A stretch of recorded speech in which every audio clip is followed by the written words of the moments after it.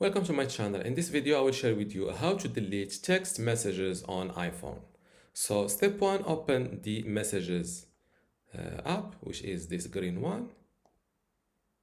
And here you will see all the messages or the text messages on your iPhone.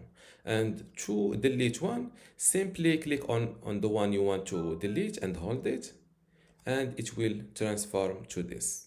Now click on delete.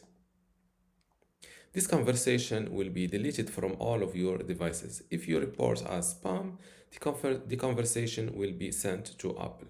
Click on delete. Delete messages are moved to recently deleted. So recently deleted messages will be deleted after 30 days.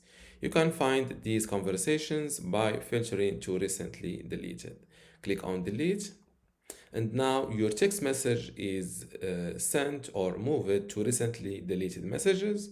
To permanently delete a message, simply click on here, select recently deleted, and you will see your deleted message moved here. Now select it from here again and click on this trash icon. And this way you will permanently delete your text message on iPhone. And this is how to delete text messages on iPhone. If you still have a question, leave it in the comments below. And don't forget to give this video a like. Thank you.